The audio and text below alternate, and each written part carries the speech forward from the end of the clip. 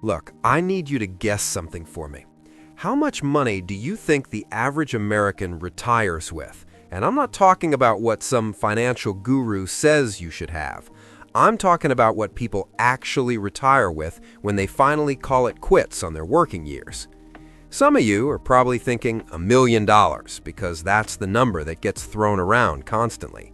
Others might say close to nothing because you keep hearing about the retirement crisis. But here's the thing.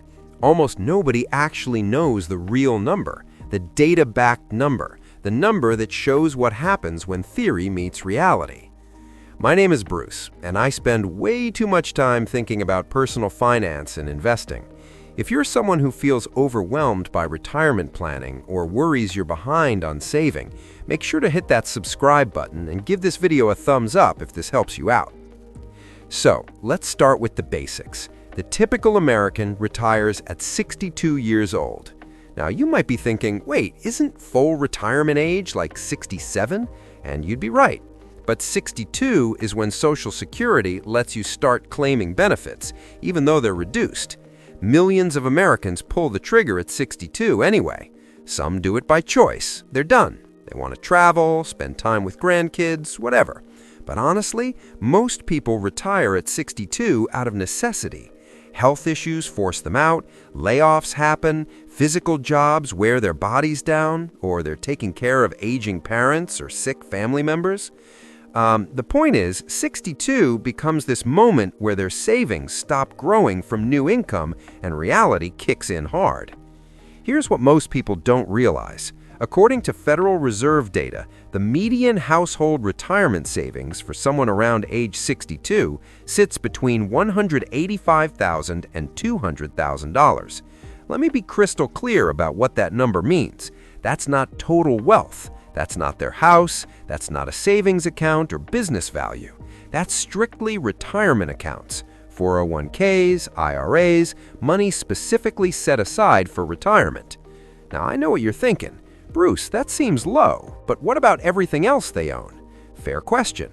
The median net worth for these households is around $400,000. Sounds better, right? Here's the catch. The vast majority of that extra $200,000 is tied up in home equity. You can't pay your electric bill with kitchen cabinets. You can't buy groceries with drywall. Unless you sell the house, downsize, or take out a reverse mortgage, that equity just sits there. It's not producing income.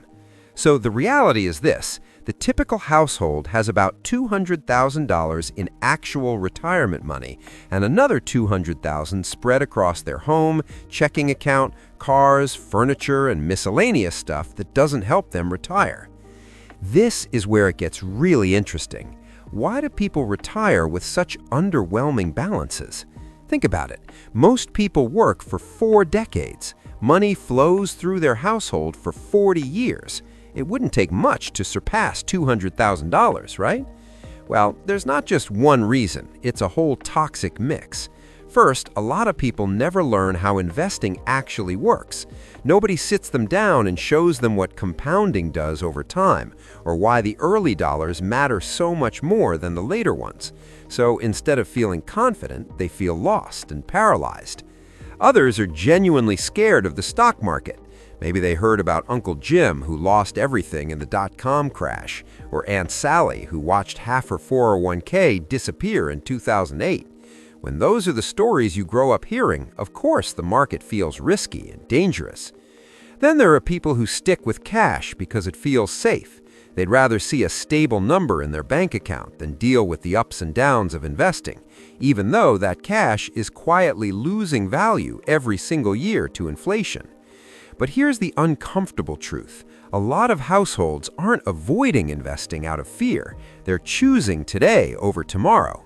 It's easier to buy the new iPhone, upgrade the car, grab takeout 5 nights a week, or book that weekend getaway than it is to send money to an account you won't touch for 30 years. The problem, in a nutshell? Most Americans just don't save much, if anything at all. The national savings rate hovers around 5%, and that includes all types of savings, not just retirement. 5% is not enough to build a future. When so little gets set aside and even less actually gets invested, it's no wonder so many people reach their 60s feeling completely behind. Now you might be thinking, okay Bruce, but what does $200,000 actually get you in retirement? Let's break it down with real numbers. Using the 4% withdrawal rate, which is the conservative standard for a portfolio heavily allocated to bonds, a $200,000 portfolio produces roughly $8,000 a year. That's about $666 a month. If you want to be more aggressive with heavier stock exposure, similar to what Dave Ramsey often talks about, the income might be closer to $16,000 a year, or about $1,333 a month. Neither of these amounts is enough to live on, which is why Social Security becomes the backbone of retirement. A typical benefit is around $2,000 per month per person, so a married couple often pulls in around $4,000 per month combined. Add the portfolio withdrawals, and you're looking at roughly $4,700 to $5,300 per month total. It's not glamorous, it's not luxurious, but it's the reality for millions of Americans. Here's what most people don't realize, and this is the part that'll frustrate you. It takes so little to reach $200,000.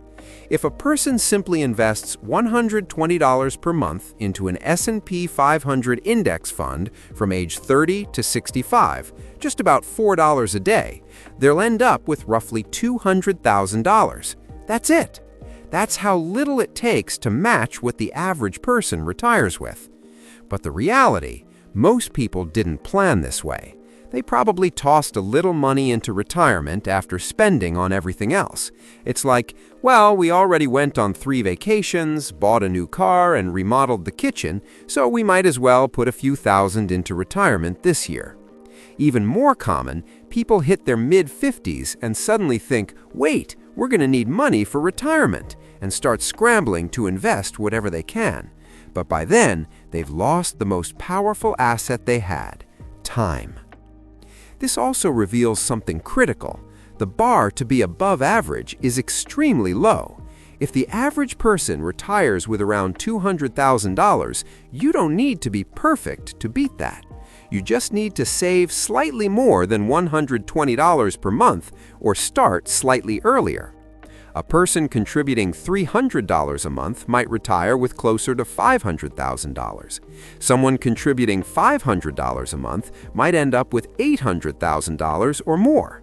None of this requires massive sacrifices or extreme frugality. It simply requires consistency and starting before you feel ready. But here's where the math gets even more powerful. What if those people who have $200,000 at age 62 decide to wait a few more years before actually retiring? Maybe they continue working part-time, rely on Social Security, and simply don't touch their investments. By leaving the money invested, it continues to grow thanks to compounding. After 5 years, assuming an average S&P 500 return of 10%, that $200,000 could grow to over $320,000 just by letting the market do its work. Wait 7 years, and it could be worth around $400,000. That's nearly double the original amount, achieved without adding a single extra dollar. Think about that for a second. Just by delaying retirement a few years and letting compound interest work, someone can potentially double their retirement savings.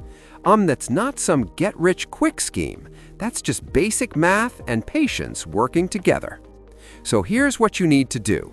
First, understand that you don't need to be exceptional to beat the average. You just need to be consistent. Start investing something, anything, today, even if it's just $50 a month. The power isn't in the amount as much as it's in the consistency and time.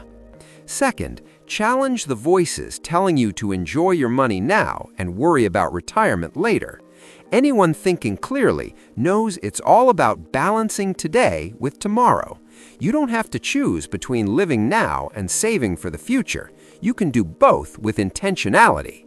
Third, if you're already behind, don't panic. Look at the numbers we just went through. Working a few extra years and letting your money compound can make an enormous difference. It's not ideal, but it's realistic and it works. The typical person retires with around $200,000 because they never made retirement savings a priority until it was almost too late. You don't have to be typical. A little bit invested each month goes a long way. Stay consistent, tune out the noise, and give compound interest the time it needs to work its magic. If this opened your eyes to where you stand compared to the average American, hit that like button and drop a comment letting me know what surprised you most. And if you haven't subscribed yet, do that now so you don't miss the next video where we'll break down exactly how much you should have saved at every age.